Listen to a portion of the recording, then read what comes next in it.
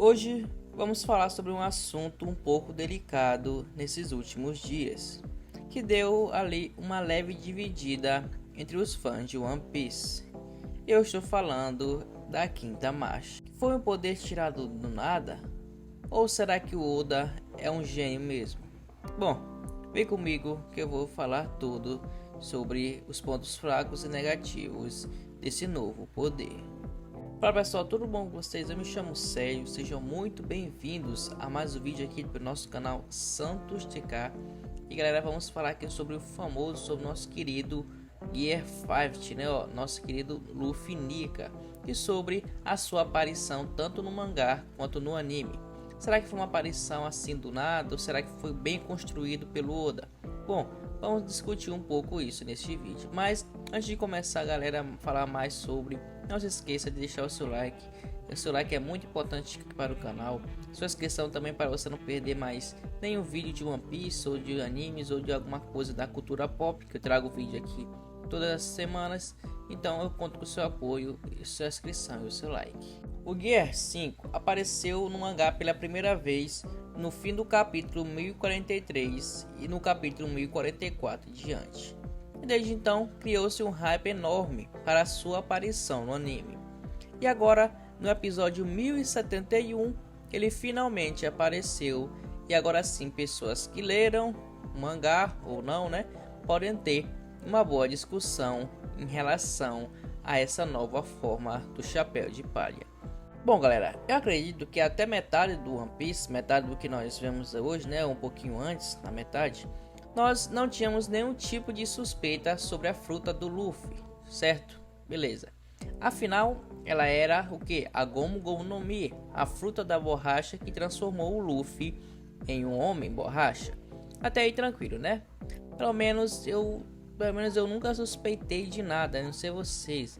Mas a partir do momento em que os Yonkos são introduzidos e sabemos que o Shanks é um deles e é um dos mais temidos do mundo inteiro, chegando até mesmo a parar a guerra de Marineford apenas com a sua presença, bom, eu acho que ali já dá para nós levantarmos uma leve suspeita. Afinal de contas, o que um Yonko fazia com uma Akuma no Mi tão, entre aspas, ridícula e fraca como aquela? Pois vamos lembrar, galera, que a fruta da borracha, assim, antes de saber sobre tudo isso, sobre ser a Hito no Mi, era uma porcaria, galera.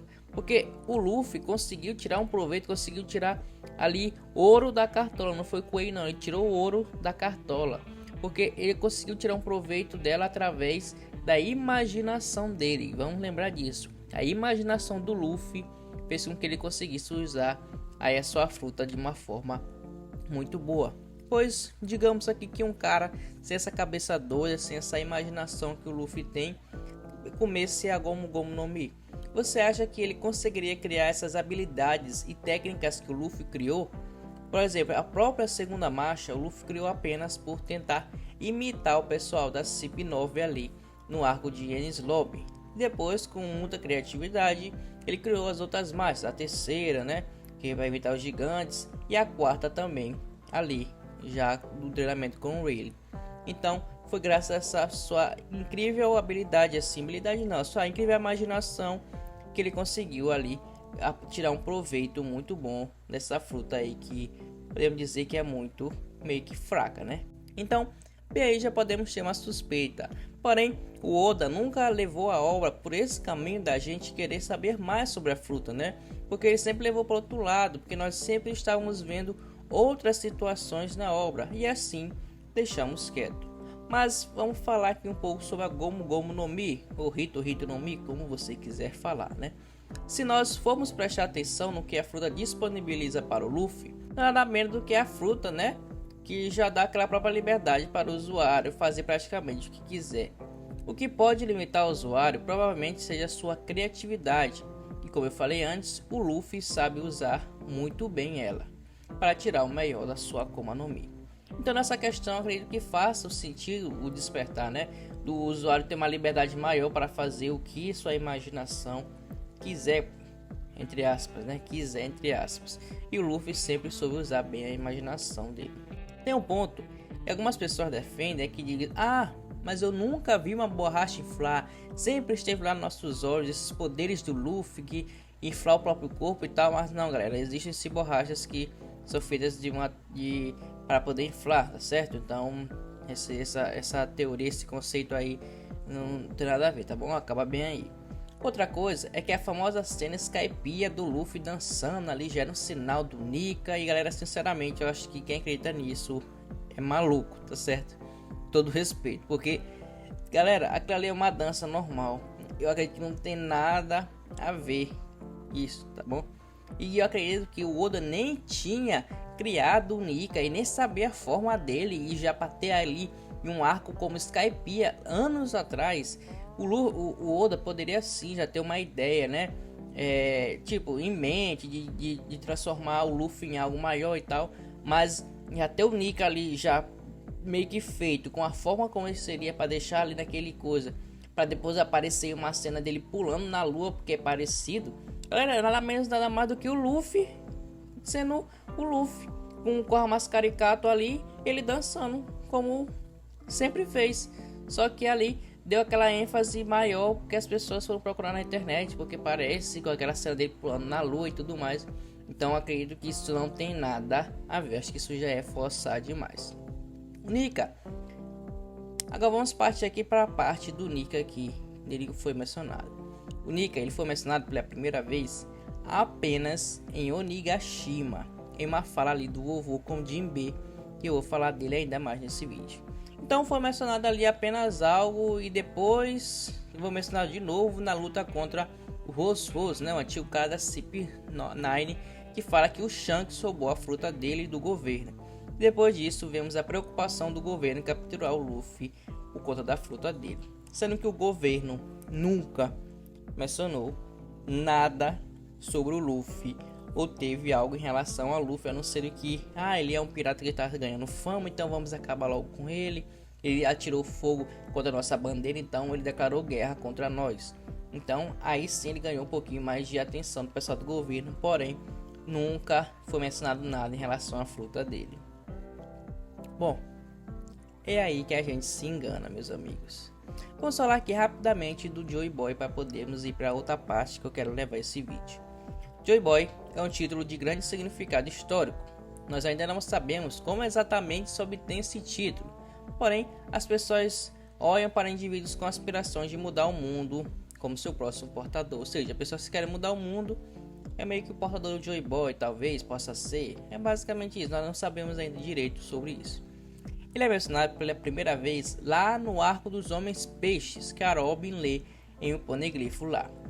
E temos a cena onde, vamos partir aqui para outro lugar, o Aimu-sama está vendo um cartaz do Luffy e vê um chapéu de palha grande ali, meus amigos. E ali nós vemos que o Luffy tem algo a mais especial que o chapéu de palha também tem. Chapéu de palha pertencente ao antigo rei dos piratas, que foi passado para o Shanks e depois para o Luffy, que comeu a Hito no Mi.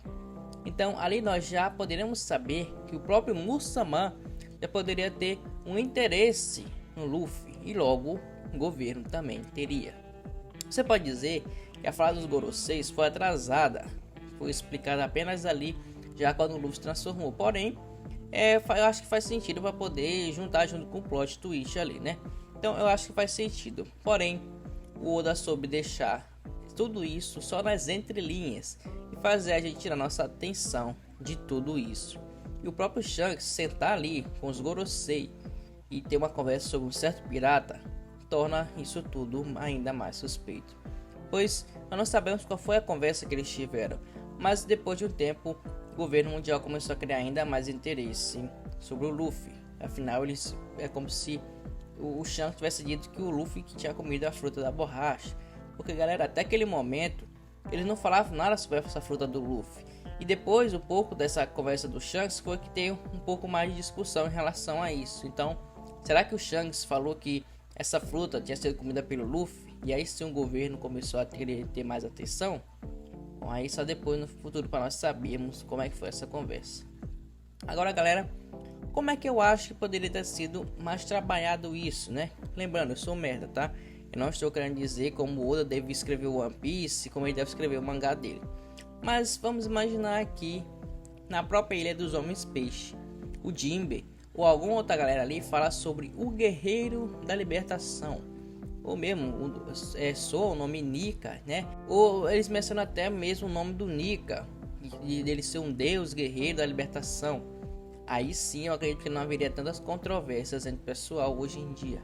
Deixa aqui nos comentários o que você acha disso. Caso lá na Ilha dos Homens Peixe, quando foi mencionado Joy Boy, fosse mencionado o Nika também como guerreiro da libertação, que eu vou já explicar o porquê disso. Porque na conversa do Jinbe com os Rossos, dá a entender que o Jinbe conhece a lenda do deus Nika, que o Rossos acaba perguntando para ele, né, que ele ouviu lá em Peldal sobre esse deus e tudo mais, e perguntou para o Jinbe, já que ele era de uma galera que tinha sido escravizada, e se perguntou se ele conhecia essa lenda também.